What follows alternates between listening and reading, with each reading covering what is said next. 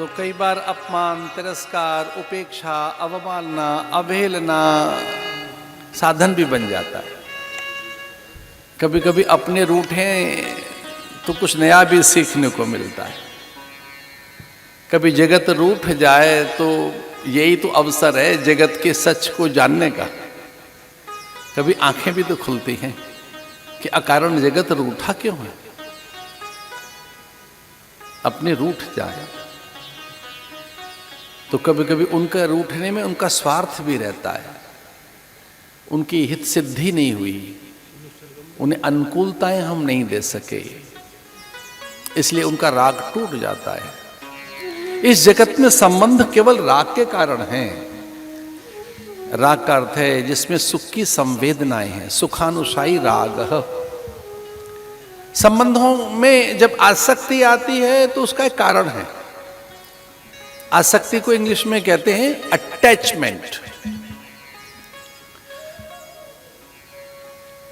अगर संबंधों में कर्तव्य बुद्धि है, कर्तव्य बुद्धि के साथ अगर संबंध है, संबंध अगर स्वाभाविक है, नैसर्गिक है, प्राकृतिक है, आत्म संबंध है, मैत्रीय संबंध में आत्मीयता है, लोभ नहीं, स्वार्थ नहीं, अहलौकिक पारलौकिक सुखों की वांछाएं नहीं, वाणिज्य व्यापार नहीं।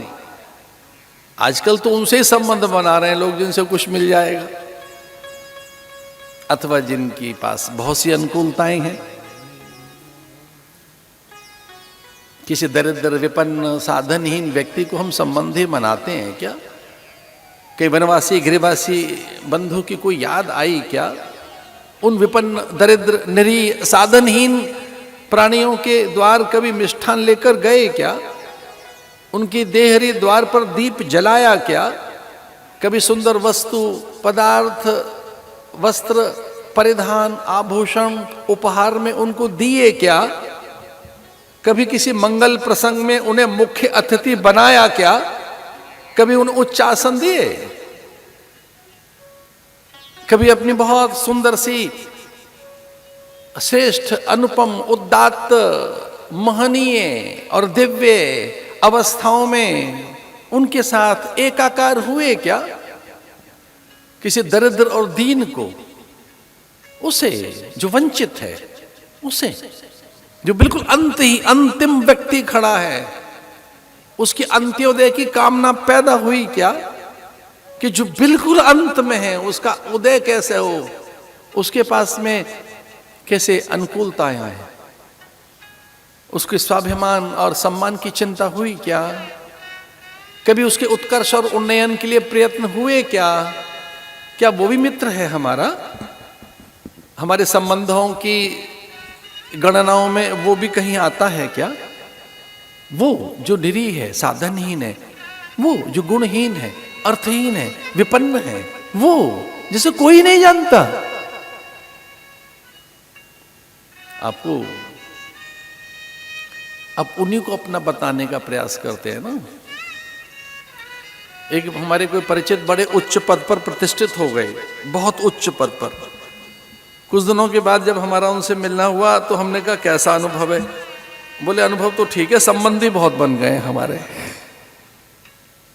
अरे मैंने कहा वो तो अपेक्षा करेंगे ही, पूरा जगत ही संबंधी है अपना, तो इसमें भी क्या है? बोले एक अनुराग की बात कही मैंने, तो एक बस विनोद की बात कही कि चिट देकर वो आ रहे हैं जो अपना बता रहे हैं। तो मैंने कहा उनमें अपने भी आ रहे हैं क्या? बोले यही तो अचंभा है, जो अपने हैं वो तो आ ही नहीं रहे।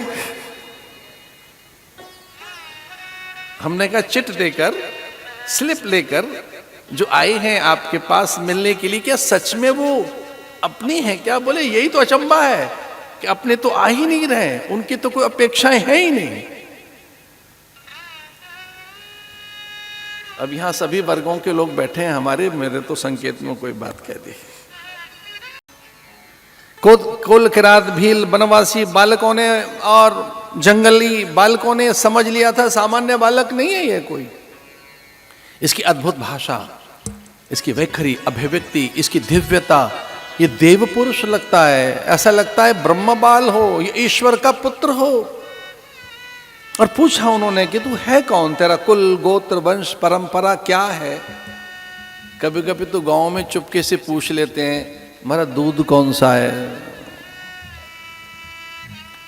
ऐसे चुपचाप हमसे भी एक दो बार लोगों ने पूछा कान में, दूध कौन सा है हमारा।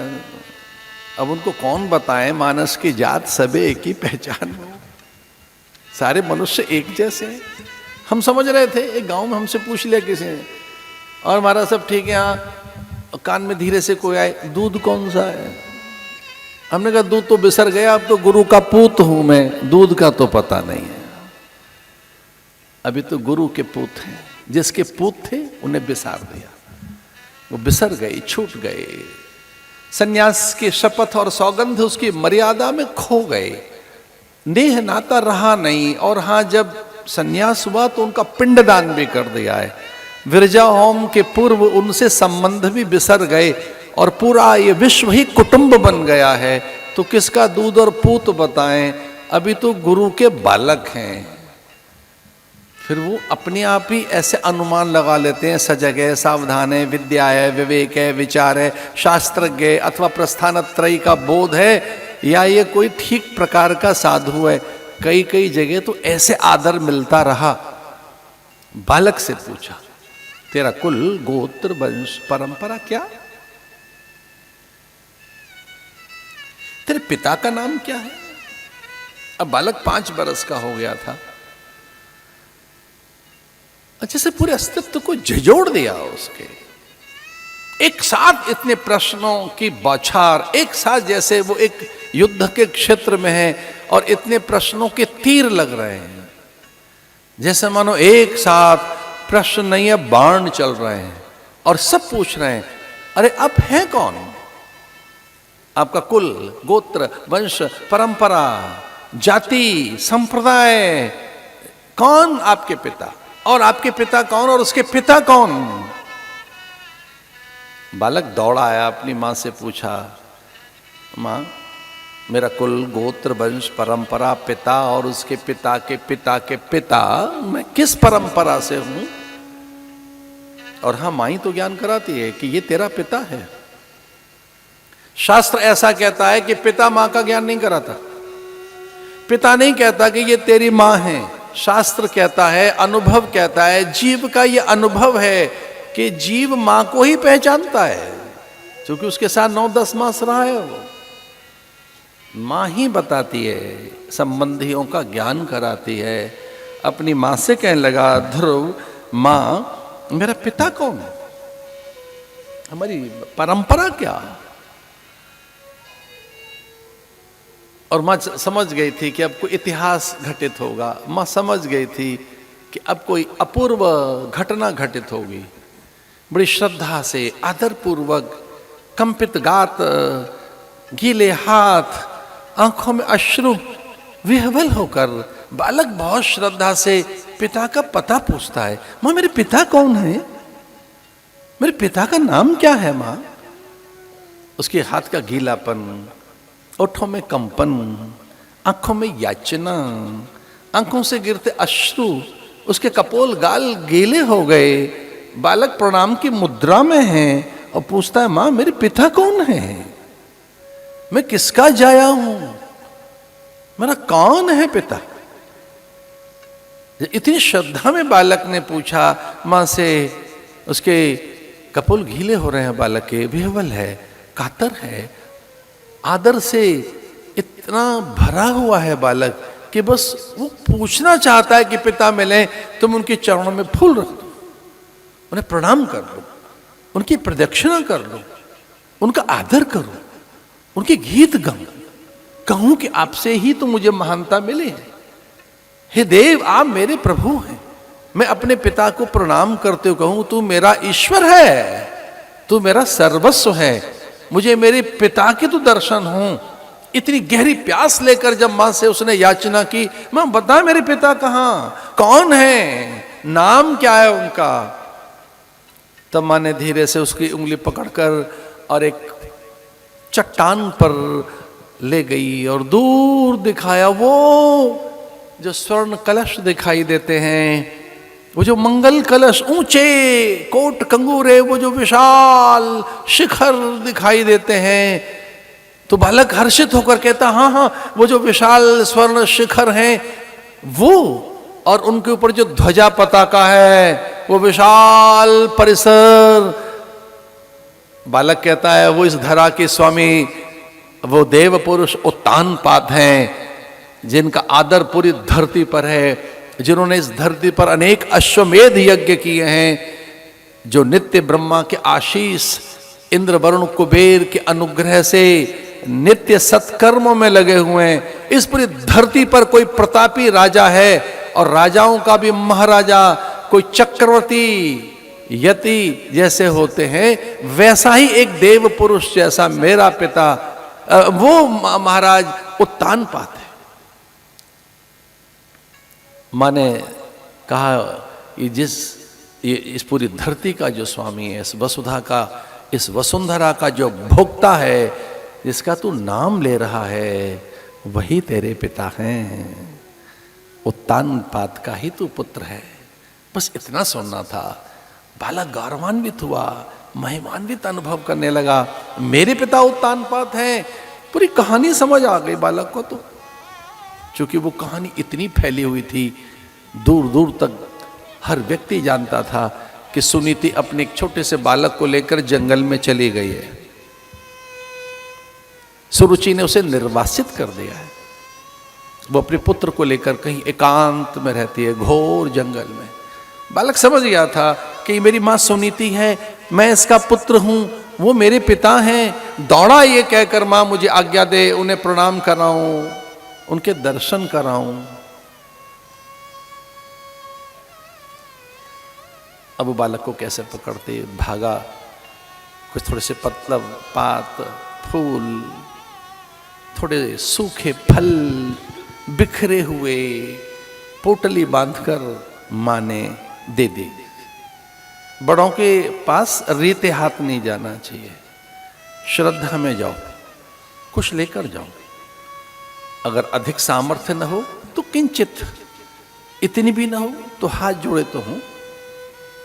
एक जगह तो लिखा है कि अगर फूल भी नहीं है तो ये कर पुष्प बनाए जा सकते हैं, इसको कर पुष्प कहते हैं। इस तरह से मुद्राएं पुष्प ही तो हैं। और ये भी ना हो तो प्रणाम किया जा सकता है। फल फूल न भी दे सकें आप तो भाव से तो वंदन किया ही जा सकता है। भगवान ऐसा ही कहते हैं, पत्रम पुष्पम फलम तो में भक्त्या प्रयच्छति। भगवान रीते हाथ में, भगवान कहते हैं भक्त मेरे पास खाली हाथ ना आए, मैंने इतना उसे कुछ दिया है, कुछ तो लाए। तो क्या लाए? भगवान कहते हैं पत्रम पुष्पम फलम तोयम। फल फूल ले आए, कुछ द्रव्य ले आए। अगर ये सब भी नहीं है तो तोयम, और तोय किसे कहते हैं? जल को। भैया जल ले आओ। और ये भी नहीं है तो प्रणाम, भाव से प्रणाम भी चलेगा। करसा, मनसा, वचसा, उर्सा, सिरसा, ऐसे प्रणाम। प्रणाम भी एक प्रकार से परिस्थितियों के अनुसार भी करना चाहिए। अगर महापुरुष भीड़ में हो तो मानसिक प्रणाम किया करो। ये जो पैर छूने की आपाधापी है, ये कई बार व्यवस्था को बिगाड़ देती है। करसा प्रणाम कर से कर लो, वचसा प्रणाम वचन से कर लो, सिरसा प्रणाम सिर झुका दीजिए। और भैया एक और प्रणाम है मनसा, मन से कर लो। और मन में भी आपाधापी चल रही है तो हृदय से कर लो। और किसी को नहीं बताना चाहते कि महात्माओं के आगे सिर झुकाएंगे, लोग क्या कहेंगे, बड़ा पुराने ख्यालों का आदमी है, अभी भी सबके सामने झुकता है। आत्म प्रणाम कर लो, आत्म प्रणाम। करसा, मनसा, सिरसा, उर्सा, वचसा। वचसा का अर्थ है ये वचन बोलना। वचसा प्रणाम जानते हो क्या है? हरि ओम, नमस्कार, नमस्ते, ओम नमो नारायणाय, सत श्री अकाल, या कि जय जय श्री कृष्ण। अपने अपने तरीके के अलग अलग अलग अलग प्रणाम है।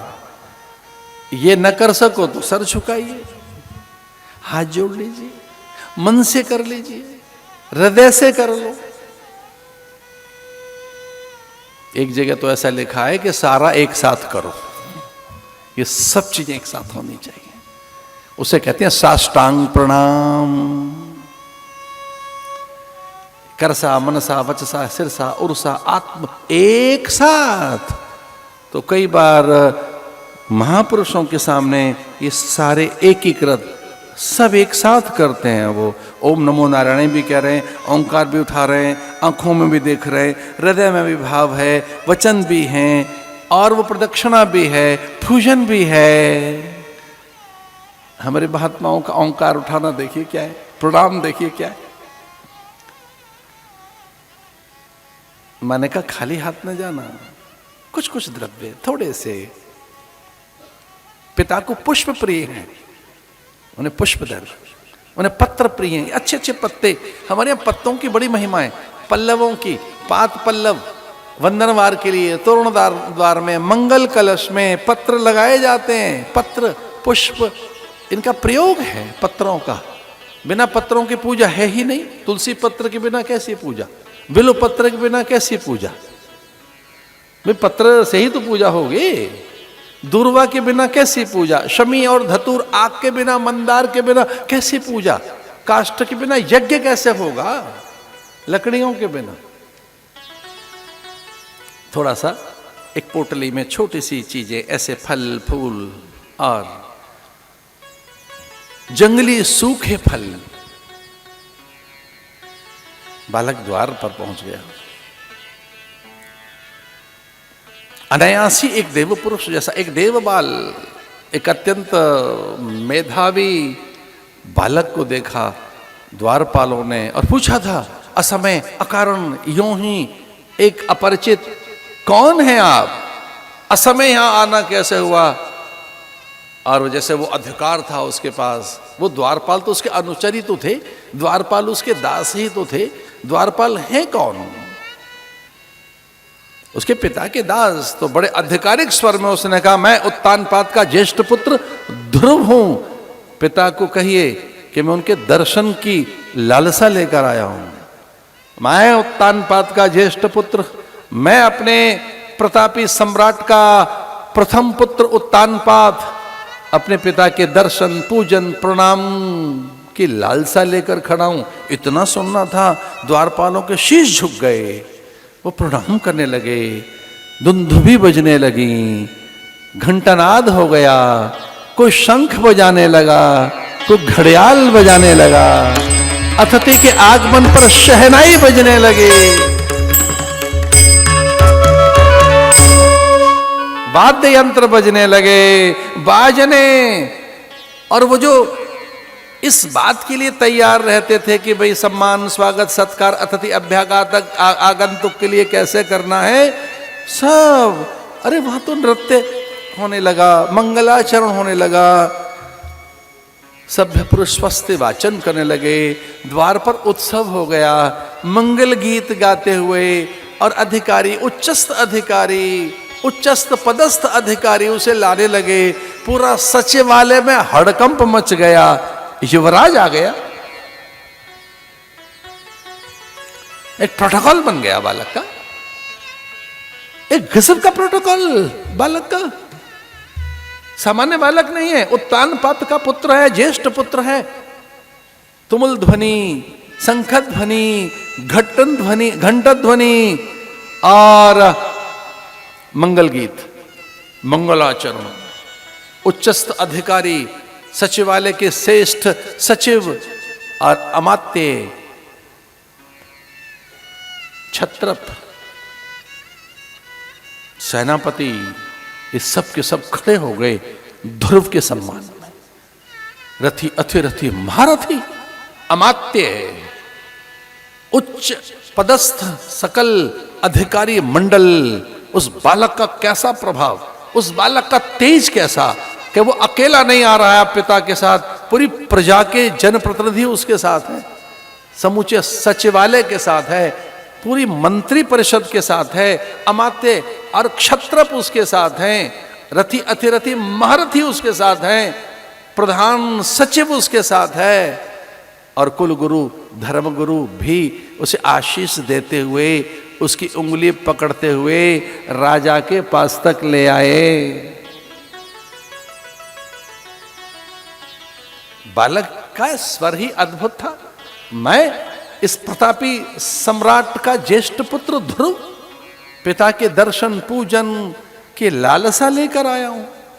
मैं दर्शन करने आया हूं, मेरे पिता कौन ये देखने आया हूं। मैं कैसा भाग्यवान हूं कि आज मैं अपने पिता के दर्शन करूंगा, आज मैं तीर्थ करूंगा।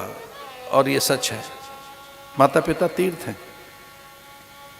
माता पिता देव हैं। देव गणनाओं में हमने पहले और किसी को नहीं गिना। हमारे ऋषि मुनियों ने, हमारे संत सत्पुरुषों ने, हमारे सदग्रंथों में देवताओं की गणनाओं में देवता बहुत बाद में आते हैं। पहले देवता तो माता पिता ही हैं। मातृ देवो भव, पितृ देवो भव, आचार्य देवो भव। हमारे यहां माता पिता की गणनाएं पहले हैं। वो पहले गुरु है, मां और पिता पहले तीर्थ हैं। उत्तानपाद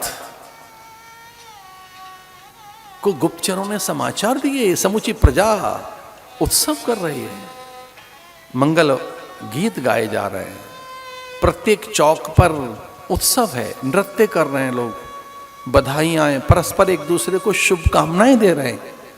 सब हर्षित हैं, उल्लसित हैं, आनंदित हैं, प्रमुदित हैं, सबके सब। ये सब जान गए कि ज्येष्ठ पुत्र का आगमन हो गया, भावी सम्राट के दर्शन कर रहे हैं। अयोध्या में जैसे राम के लिए पूरी अयोध्या उमड़ गई थी, वैसे ही ध्रुव के काल में पूरी वह ब्रह्म नगरी उल्लसित है। सबके सब प्रणाम कर रहे हैं। ध्रुव के प्रति अपूर्व स्वीकृति, एक विलक्षण मान्यता और अंतःकरण में उसके लिए भावी सम्राट जैसी सिद्धि, ये भावना प्रतिष्ठित हो गई। ये भावी सम्राट यही है, युवराज, ये राजा बनेंगे, ये समूची धरा का ये पालन पोषण करेंगे। ये देख नहीं सकी सुरुचि इस बात को, व्यथित हो गई। ये दृश्य देखकर वो अत्यंत कुंठित हो गई। अब वो कुपित होने लगी, उसमें गहरा रोष उत्पन्न होने लगा, ईर्ष्या से वो दग्ध होने लगी। दग्ध, दग्ध कहते जलने को। उसका एक एक अंग प्रत्यंग जैसे ईर्ष्या की, क्रोध की अग्नि से, रोष की अग्नि से जल रहा था। और जब व्यक्ति को क्रोध आता है तो उसके शब्द भी वैसे ही होते हैं, मारक, दाहक, विदाहक। कैसे तीक्ष्ण होते हैं वो, कितने हिंसक होते हैं। क्रोध में, क्रोध करने वाले व्यक्ति के शब्द, उसकी भंगिमाएं।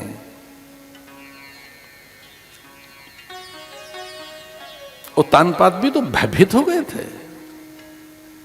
उत्तानपाद ने बालक को गोद में लिया था, उसके हथेली पर चुंबन जड़ दिए थे, अंक में भर लिया था, उसके माथे पर ओठ रख दिए थे, ये कहकर मेरा बाल ध्रुव, ऐसा कहकर उसे अंक में भर लिया। स्नेह उमड़ाया, वात्सल्य से भीग गया राजा का मन। पहली बार अपने बालक देखा, अंक में भर लिया, हृदय से लगाकर उनके अश्रु भर आए। वो बालक की हथेली को चूमते हैं, माथे पर ओठ रख देते हैं, अंक में भरते हैं। वो स्वीकार करते हैं कि मैंने बालक के साथ अनीति की, अन्याय किया, अत्याचार किया है, इसके अधिकार छीने हैं मैंने, इसकी मां को मैंने निर्वासित किया है। प्रायश्चित करने लगे। लेकिन वे अपनी पत्नी के सामने विवश हो गए। जब पत्नी ने, उनकी विमाता ने, ध्रुव की विमाता ने बालक को हाथ से पकड़कर गोद से उठा दिया, पलात हठात उसका अपमान करने लगी और ये कहकर तू राष्ट्रद्रोही है, तेरी मां के कारण यहां अनेक उपद्रव हुए हैं, तेरी मां के कारण राजा बहुत व्यथित और दुखित रहा है, तेरी मां पर महाभियोग चला है इस बात का कि उसने इस देश के शासक को दुखी किया है। तू राष्ट्रद्रोही, राजद्रोहिणी का पुत्र है, तू भी अपराधी है। कुछ देर और रहा तो मृत्यु दंड दे दूंगी, यहां रहा तो बहुत अधिक कष्ट दूंगी, हो सकता है कारागृह में डाल दूं, प्राण बचाने तो यहां से निकल। वो जानती थी कुछ देर और रह गया बालक तो पूरी प्रजा में विद्रोह हो जाएगा और ये राज्य कहीं इसका ना हो जाए, और फिर मेरे पुत्र को कौन बिठाएगा। कभी कभी व्यक्ति इतना अधिक निष्ठुर निर्मम हो जाता है।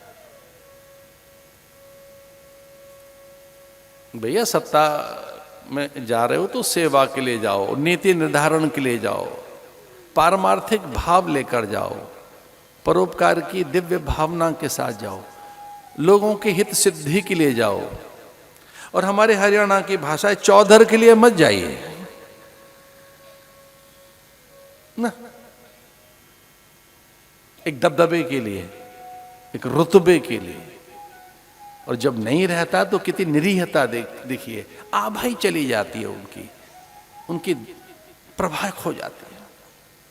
किस तरह से वो मंद दिखते हैं, म्लान दिखते हैं, किस तरह से वो नकुच दिखते हैं, कुछ नहीं है जैसा। कभी कोई व्यक्ति किस तरह से कुछ अधिकार पाकर बली और जयी हो जाता है।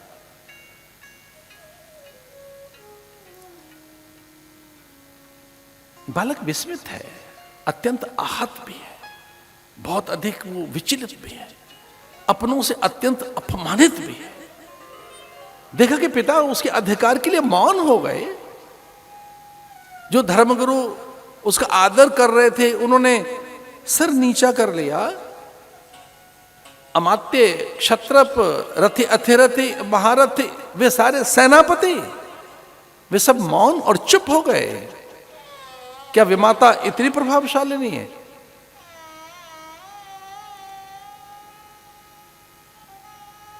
सुनीति ये बात भूली नहीं थी। सुनीति ने चलते हुए कहा था एक सावधानी रखनी है हमें, महलों में जब आदर हो, लोग तुझे प्रणाम करें, राजा तुझे अंक में भर ले, राजा तुझे उपहार देने लगे, एक सावधानी रखना बेटा। मां ने कहा था कि वो बहुत उदार है तेरे पिता, वो तुझे देखते ही अपनी मोतियों की माला उतार कर तेरे गले में रख देंगे, वो बहुत उदार है। तेरे पिता का हृदय बहुत विशाल है, तेरे पिता सागर जितने गहरे हैं, तो तुझे कितने उपहार मिलेंगे, कितनी वस्तुएं मिलेंगी, कितने अलंकार मिलेंगे तुझे, पर एक सावधानी रखनी है, अगर विमाता कुछ कहे तो उसकी आज्ञा का पालन करना। सुनीति जानती थी कि सुरुचि ये दृश्य नहीं देख पाएगी, वो बालक का अपमान कर सकती है, तिरस्कार कर सकती है, वो अपनी घृणा को रोक नहीं पाएगी, वो अपनी ईर्ष्या, असूया और अपने क्रोध को नियंत्रित नहीं कर पाएगी। मेरे पुत्र का अहित कर सकती है वो, कहीं मेरा पुत्र कोई भीषण प्रतिक्रिया न दे दे, कोई प्रति उत्तर न दे दे। जब मां अपशब्द कह रही होगी सुरुचि, वो भी तो मां है ना तेरी। बस संकेत में इतना बताया था कि विमाता के सामने जो छोटी माता के वहां दर्शन होंगे, एक मां और है तेरी, अगर मां कुछ कहे तो मौन हो जाना, उत्तर नहीं देना, चुप रहना, और मां का प्रतिकूल आचरण दिखे तो वापस जंगल में आ जाना। और उसमें पिता दोषी नहीं होंगे, कोई और दोषी नहीं होगा। तो ये उसके समझ नहीं आया था कि मां क्या कह रही है। और ये मैं आपको भी कहना चाहता हूं कि जब अपनों से आहत हों, अपनों से अपमान मिले, तिरस्कार मिले, अपने ही रूठ जाएं आपसे, तो सच मानिए वो आपसे नहीं रूठ रहे हैं, वो अपने लोभ में हैं, लोभ के कारण रूठ रहे हैं, वो आसक्ति के कारण, न्यूनता के कारण, उनमें कच्चा लोभ है, अर्थ की आसक्ति है, अर्थ की आसक्ति के कारण है, उनमें गहरा स्वार्थ है। कुछ देर पहले तक तो बालक का आदर था, स्वस्ति वाचन, जय जयकार, तुमुल ध्वनि, घंटा ध्वनि, और पूरी प्रजा उसका आदर कर रही है, मंगलाचरण है, नृत्य कर रहे हैं लोग। लेकिन अब वो एकाकी है। सब मौन हो गए थे, छुपने लगे थे, अपनों से पीड़ित होकर, गहरा दुख लेकर। और ये बड़ा एक तरह का साधन भी है। जानते हैं, अगर अपने अपमानित करें तो उसे वैराग्य का मार्ग खुलता है, ईश्वरीय मार्ग खुलता है, साधना का मार्ग खुलता है। जिस पत्नी के लिए इतने आसक्त थे तुलसीदास,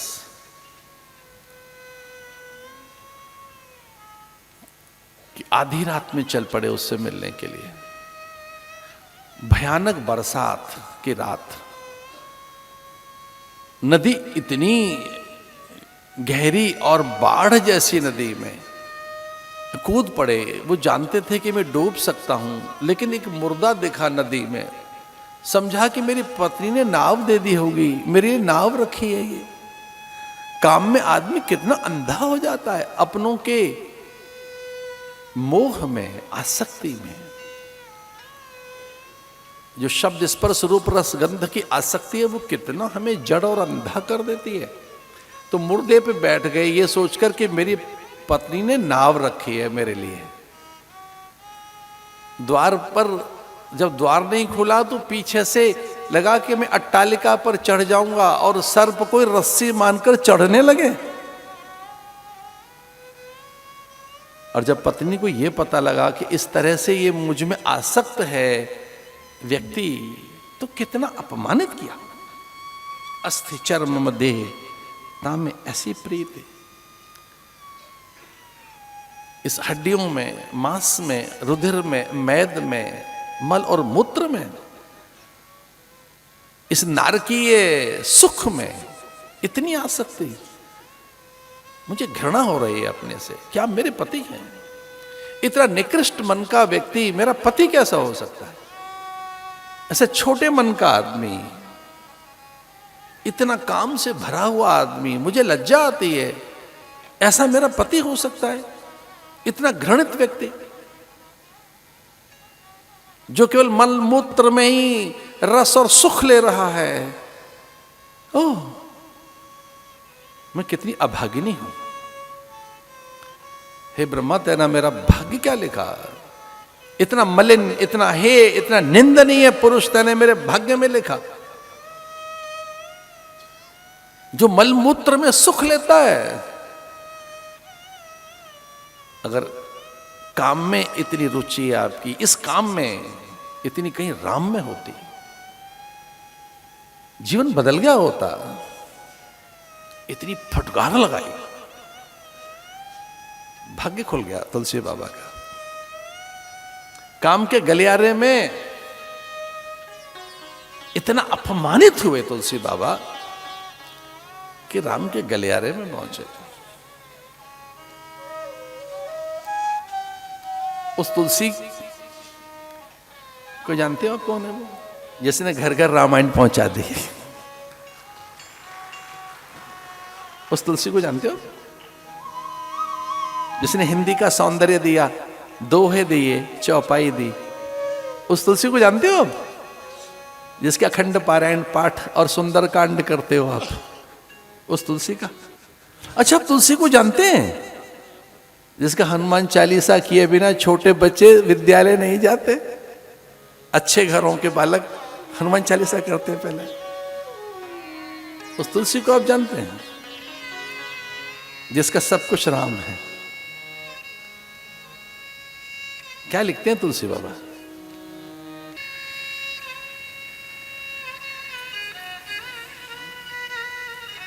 इतना आहत होकर ध्रुव लौटा।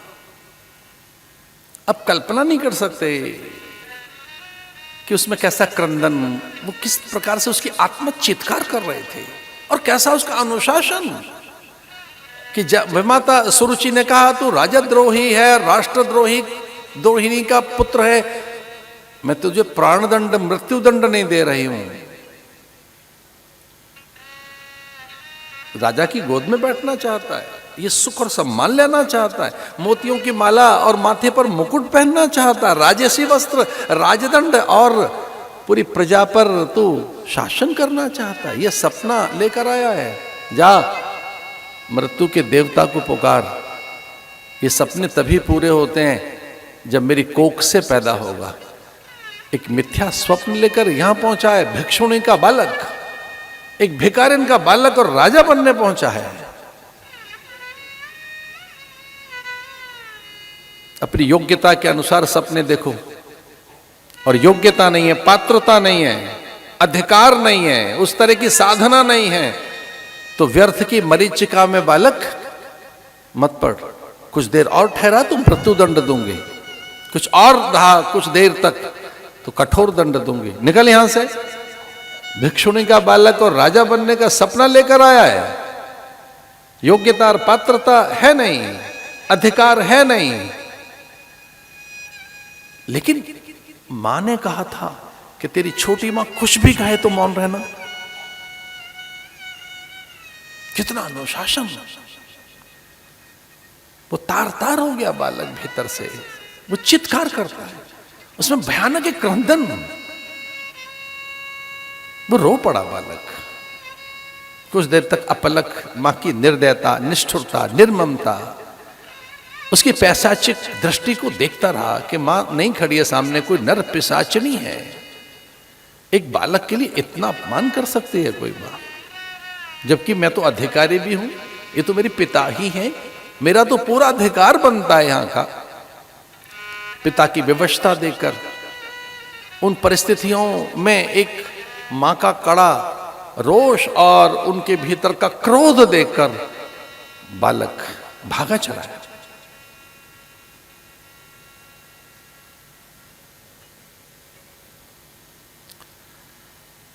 मां से लिपटकर रोने लगा बालक।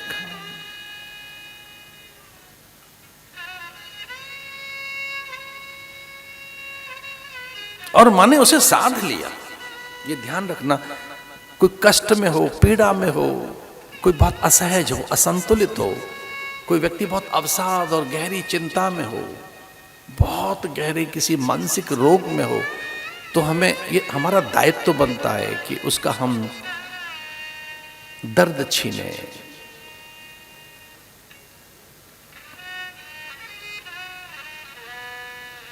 ये एक बड़ा साधन है कि दूसरों के भय को कैसे छीने।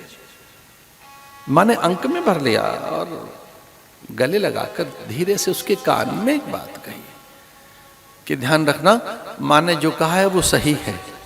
मां ने कहा है मृत्यु के देवता को पुकार, और तब तो पिता की गोद में बैठ पाएगा।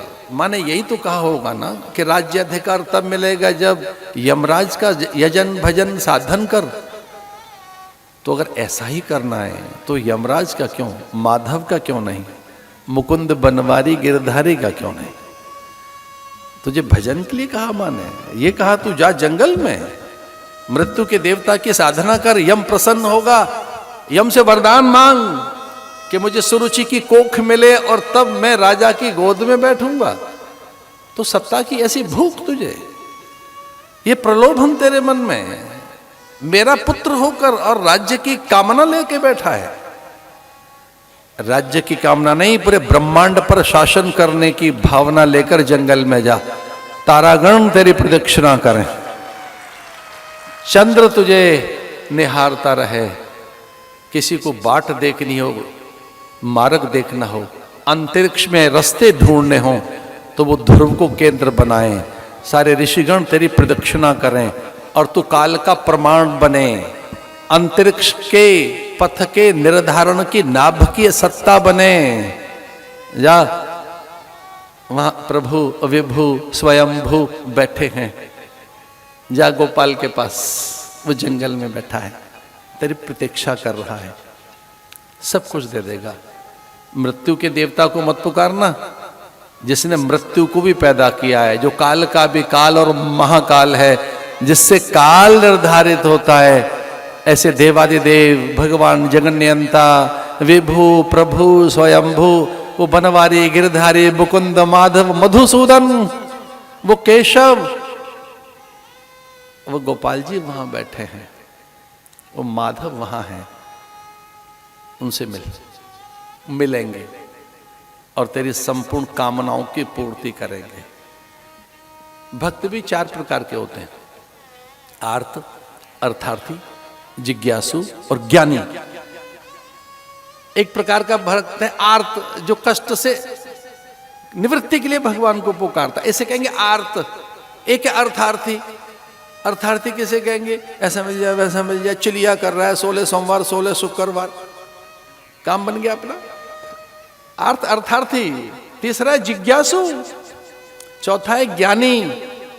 और ध्रुव में 4 बातें हैं, उसमें आर्त अवस्था तो है ही, अर्थार्थी भी है, जिज्ञासु भी है, और मां उसे ज्ञानी भी बनाना चाहती है। मां के शब्दों को सच मानकर, मां ने कहा था लौट कर नहीं आना जब तक माधव न मिल जाए, जब तक मुकुंद बनवारी से तेरे संवाद न हो जाए, जब तक तुझे ईश्वर के दर्शन न हो जाए, तू मेरा साचा पुत्र है, तो लौट कर नहीं आना, ईश्वर से मिलकर आना। और मां ने ऐसे रास्ता दे दिया, कैसा पाषाण जैसा हृदय, अपने पाषाण एक पत्थर अपने हृदय पर रखा मां ने।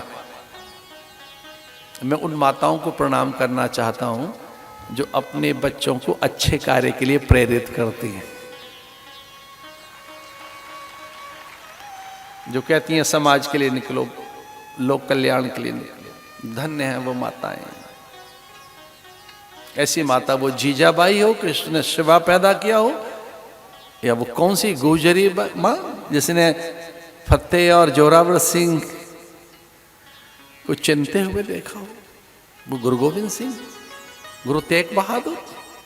धन्य है बंदा वीर बहादुर, धन्य है वे हमारे स्वयं सेवक लाखों जो गीत गा रहे हैं ये कहकर, नमस्ते सदा वत्सले मातृभूमे त्वया हिंद भूमे सुखम वर्धितो हम।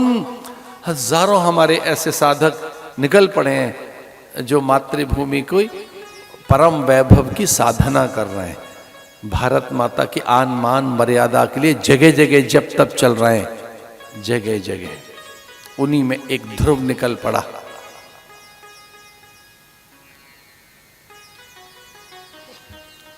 कहते हैं 3 दिन तक वो भूखा प्यासा चिल्लाता रहा, वो कहता रहा माधव मुकुंद बनवारी, जो जो माने शब्द कहते उन्हें पुकारता रहा। कभी कहता था माधव, कभी मुकुंद, कभी बनवारी, कभी मधुसूदन, कभी केशवा, कभी वो उन्हें गोपाल कहता। और ऐसा कहते हैं 3 दिन तक भटकता रहा। भूख प्यास से बालक आहत होकर, अचेत होकर गिर जाता। अचानक ही लक्ष्मी ने देखा था कि भगवान बड़े निष्ठुर से हैं, निर्मम हैं, और लक्ष्मी ने कहा था नारायण को कि अब अति हो गई है, आपको जाना होगा। बालक आपको पुकार रहा है। उसकी श्रद्धा भंग हो जाएगी, आस्था टूट जाएगी, उसका विश्वास शिथिल हो जाएगा। विलंब न करो, अब भी पहुंचो, बस एकदम पहुंचो, बालक को दर्शन दो। भगवान मुस्कुराने लगे और लक्ष्मी जी समझ गई थी कोई ये साधन करेंगे जरूर, लेकिन मानी नहीं लक्ष्मी और पूछने लगी कोई साधन किया, कुछ सोचा आपने कब पहुंचेंगे?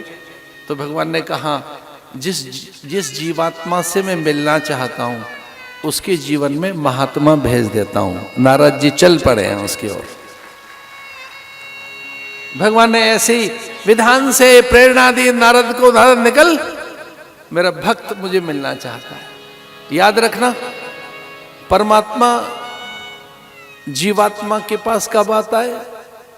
जब उसके पास महात्मा भेज देता है। महात्मा साधु आएंगे, ज्ञान देंगे, उपाय बताएंगे, साधन बताएंगे, व्रत नियम सिखाएंगे, प्रार्थना के स्वर क्या हो, अनुष्ठान क्या हो। नारद जी नारायण नारायण करते हुए और बालक के पास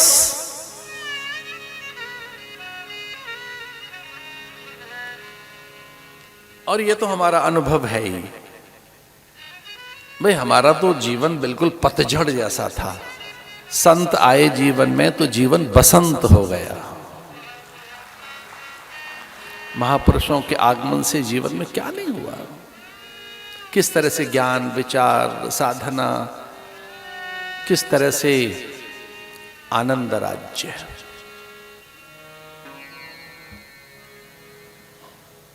बालक को मंत्र दे दिया,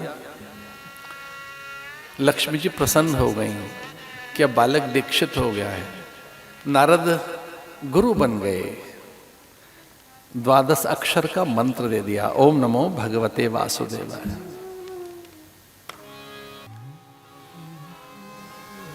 नारद कईयों के गुरु हैं, लेकिन 2 बच्चों के भी हैं, एक प्रहलाद के, दूसरे ध्रुव के। प्रहलाद निष्काम भक्त था, ध्रुव सकाम भक्त था। लेकिन कैसे भी भले हम में सकामता हो तो भक्ति तो कर रहे हैं हम, भगवान का यजन भजन अर्चन पूजन वंदन स्तवन कर रहे हैं। हम स्मरण कर किसका रहे हैं, भगवान का ही तो कर रहे हैं।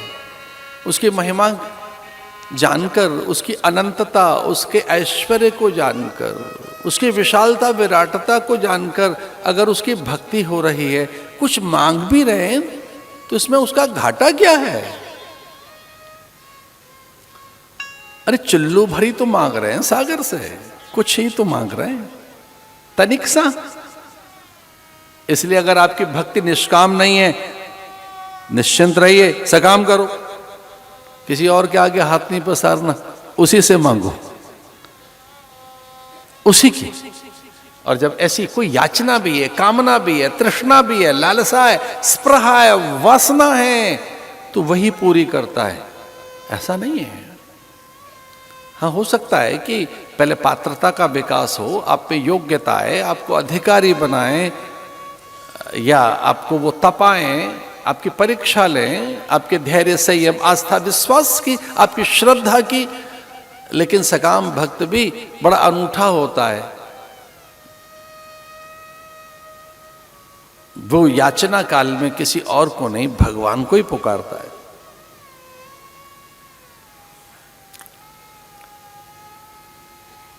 ओम। तो ये मंत्र जो है ओम नमो भगवते वासुदेवाय, इस मंत्र से तन से मन, मन से बुद्धि, बुद्धि से अस्मिता, और उससे भी आत्म तत्व में गति मिलती है। तो 6 महीने ये मंत्र जपा ध्रुव ने।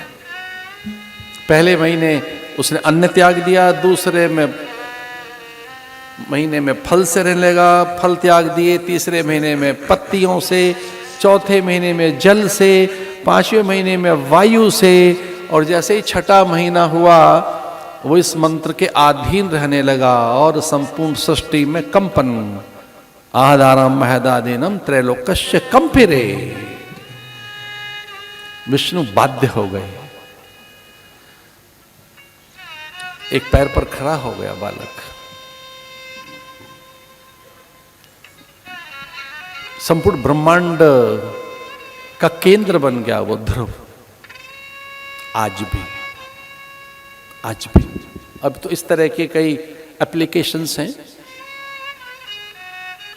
ढेर एप्लीकेशंस हैं कि आप ध्रुव तारा कहाँ है वो नहीं बदलता। तारागण सूर्य और चंद्र प्रदक्षिणा करते रहेंगे, वो न्यूक्लियस है वहीं रहता है। वो बिल्कुल नॉर्थ ईस्ट में ऐसे उसके दर्शन भी होते हैं कई बार ध्रुव तारे के। उसके साथ ताराओं का जाल है, वहीं प्रदक्षिणाएं हैं, वो दिन और रात बनाता है, वो काल का निर्धारण करता है, उसी से काल की गति तय होती है। सप्तऋषि उसी की प्रदक्षिणा करते रहते हैं, वो काल का आधार बना। इतनी सामर्थ्य दी नारायण ने। इच्छित मृत्यु, उस ध्रुव ने इतनी तपस्या की, घर लौटा, माता ने क्षमा मांग ली, सुरुचि ने घर लौटाया, घर एक हो गया। जब घर में भक्ति आएगी तो भक्ति सबको जोड़ देगी। जब घर में स्वार्थ आता है तो स्वार्थ कैंची की तरह से है, सबको अलग कर देता है। भक्ति सुई का काम करती है, सबको जोड़ देती है। एक दर्जी के पास दोनों चीजें हैं, कैंची भी है और सुई भी है। पहले दर्जी कपड़े को अलग अलग कर देता है, एक ही कपड़े में खंड खंड कर उसे कितने टुकड़े कर देता है, फिर वही दर्जी कैंची रख देता है, सुई को उठाता है, उनको सी देता है। कैंची स्वार्थ है, अलग कर देता है। हम अलग अलग हो जाएंगे स्वार्थ में, अपनी हित सिद्धि में, अपने स्वप्न की पूर्ति में, मनोरथ के लिए, मनोकामना के लिए हम सब अब अलग अलग अलग हो जाते हैं, पर भक्ति में जुड़ जाते हैं। ये मैंने ध्रुव की गाथा आपको सुनाई।